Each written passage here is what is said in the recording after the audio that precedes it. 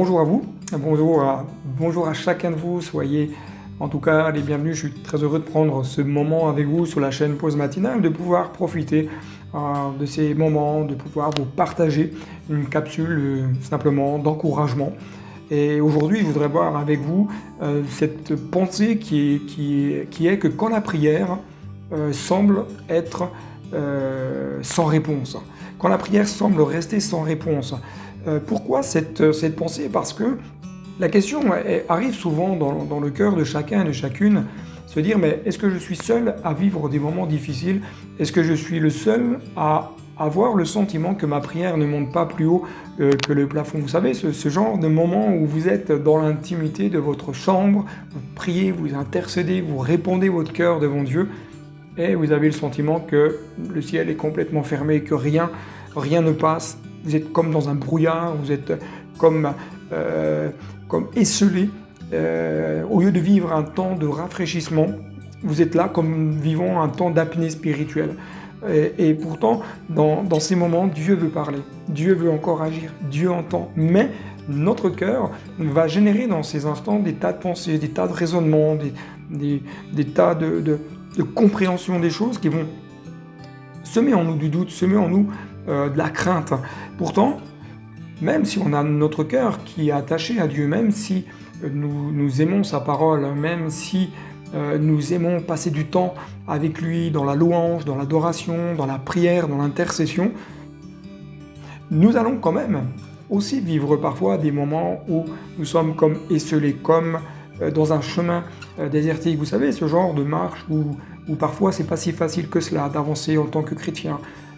Des temps de lutte, des temps de combat, des temps d'incompréhension dans notre environnement familial, même peut-être dans l'église. Mais il y a des temps où on est plus comme dans un désert que d'avoir une marche du style coulée verte où on se promène le long d'un canal tranquillement. Mais la question qu'on peut se poser et que beaucoup en tout cas se posent, c'est de se dire mais est-ce que je suis le seul à vivre de tels moments? Est-ce que je suis le seul à avoir des moments où j'ai le sentiment que ma prière elle est sans réponse, ma prière ne monte pas plus haut que le plafond? Est-ce que vous êtes peut-être le seul à vous poser cette question? Est-ce que c'est normal de vivre ces moments-là? Est-ce que c'est normal de vivre des temps comme cela? Tout d'abord, j'aimerais juste vous rappeler un point qui est quand même important. Ce n'est pas parce que je suis croyant que je ne serai jamais touché par les épreuves. Et que l'épreuve n'est pas obligatoirement la conséquence d'un péché personnel dans ma vie. Bien sûr, chacun et chacune est invité à analyser sa propre existence, à analyser sa propre vie, à se placer devant Dieu, à laisser le Saint-Esprit venir mettre en lumière ce qui a besoin d'être éclairé. Mais nous devons garder les yeux fixés sur Christ, parce que lorsque l'on regarde le ministère de Jésus, notamment lorsqu'il arrive dans la fin de son ministère terrestre, Jésus va connaître un moment de lutte et de combat très difficile, notamment dans la prière. Vous savez, ce temps, lorsqu'il arrive dans le jardin de Gethsémani, Jésus va connaître dans ces moments tout un tas de sentiments qui vont jaillir, tout un temps de lutte intérieure qui va jaillir dans ce jardin. Il va connaître tout d'abord la frayeur. Dans l'évangile de Marc, chapitre 14, verset 33, Jésus, il est écrit « Il prit avec lui Pierre, Jacques et Jean, et il commença à éprouver de la frayeur et des angoisses. » Il a pris avec lui Pierre, Jacques et Jean, des collaborateurs proches, avec qui il pouvait s'entretenir, prier, prendre du temps. Et là, il dit qu'il commença à éprouver de la frayeur, avoir comme une frayeur sur ce qui allait arriver. Ensuite, il est dit qu'il a éprouvé des angoisses. Vous savez, ce genre d'oppression, pression peut-être physique, mais aussi spirituelle, face à la lutte qui est là, face à la responsabilité qui était celle de Jésus de porter sur lui le poids de notre péché. Au verset 34 de l'évangile de Marc, chapitre 14, il est dit « Mon âme est triste jusqu'à la mort, restez ici et veillez. Mon âme est triste jusqu'à la mort. » Ce ne sont pas des paroles d'encouragement, des paroles d'espoir, mais Jésus exprime très librement ce qu'il est en train de vivre intérieurement. Un peu plus loin, au verset 26 du chapitre 14 de Marc, il est dit, Jésus disait « Abba Père, toutes choses te sont possibles, éloigne de moi cette coupe. Toutefois, non pas ce que je veux, mais ce que tu veux. » Jésus a été mis face à un combat fort. C'était celui d'abandonner la volonté de son Père ou celui de l'accomplir. Il y a eu cette lutte intérieure face à son devenir, face à une mort cruelle. Jésus avait la possibilité de dire maintenant stop, je ne vais pas plus loin.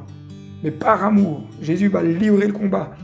Même s'il était pris de tristesse profonde, même s'il était pris d'angoisse, il n'a pas chuté. Il a cédé sa volonté à celle du Père qui voulait que le Fils meure sur la croix pour que nous puissions être sauvés. Jésus a connu ensuite l'agonie et la pression émotionnelle et spirituelle. C'est l'évangile de Luc, chapitre 22, verset 44, qui nous en parle. Il nous est dit « Étant en agonie, il priait plus instamment. Et sa sueur devint comme des grumeaux de sang qui tombaient à terre. » Dans la prière, il est dit ici qu'il a prié instamment, d'une manière intense, d'une manière plus combative. Et le combat était tellement rude que la pression intérieure a fait jaillir des grumeaux de sang sur son front. Jésus a lutté, combattu.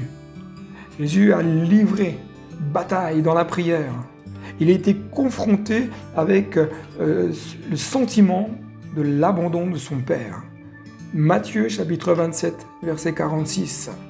Jésus s'écria d'une voix forte, « Élie, Élie, lama sabachthani » c'est-à-dire « Mon Dieu, pourquoi m'as-tu abandonné ?» Sur la croix, Jésus est seul. Le Père l'a abandonné. Ses disciples ont fui. Il n'a que quelques disciples pas très loin de lui, mais Jésus va livrer le plus grand des combats, dans la prière. Et même si tout semblait être comme sans réponse, même si le ciel semblait être fermé, Jésus va donner sa vie. Il ira jusqu'au bout du combat. Il ira jusqu'au bout pour que la victoire soit remportée.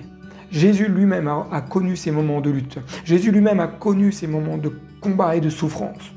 C'est pourquoi il nous faut comprendre que même si nous sommes dans le feu de l'épreuve, même si nous sommes dans la dualité intérieure, même si pour nous c'est difficile, l'exemple de Jésus nous montre que l'obéissance, c'est d'aller jusqu'au bout. Que par amour, pour lui, nous sommes appelés à aller jusqu'au bout.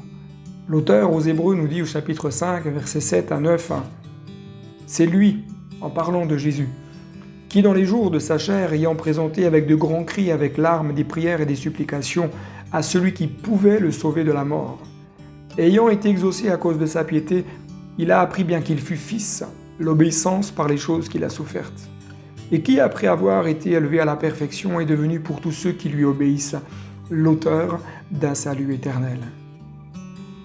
Jésus nous montre, par sa vie, le plus bel exemple que nous pouvons suivre. Jésus nous a montré l'exemple d'un cœur soumis. Jésus nous a montré l'exemple d'un cœur obéissant. Jésus nous a montré l'exemple d'un cœur de prière, d'un cœur qui aime, d'un cœur qui use de compassion. Sa prière est montée jusqu'au trône de son Père et il est devenu pour nous l'auteur d'un salut éternel. Il nous sauve de notre condition de pécheurs. Il nous a sauvés de cette condition qui nous séparait de Dieu pour l'éternité et il nous a fait asseoir avec lui dans les lieux célestes, dans une position de victoire. Il est l'auteur de votre salut.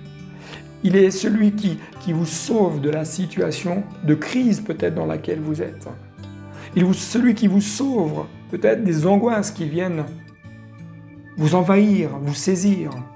Il est celui qui vous sauve de votre douleur, de votre solitude.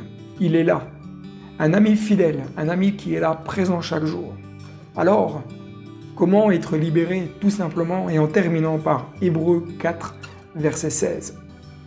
Approchons-nous donc avec assurance du trône de la grâce, afin d'obtenir miséricorde et de trouver grâce pour être secourus dans nos besoins. Tout simplement, approchons-nous du trône de la grâce. C'est une invitation à venir saisir là où il y a la source de toute bénédiction et de toute richesse, de venir saisir cette vie, de venir saisir la miséricorde, de venir saisir peut-être la compassion, l'amour et de se laisser envahir par la puissance de l'amour de Christ. Approchons-nous. Et nous serons secourus, nous dit le texte. Alors je voudrais simplement vous inviter à vous approcher du trône de la grâce.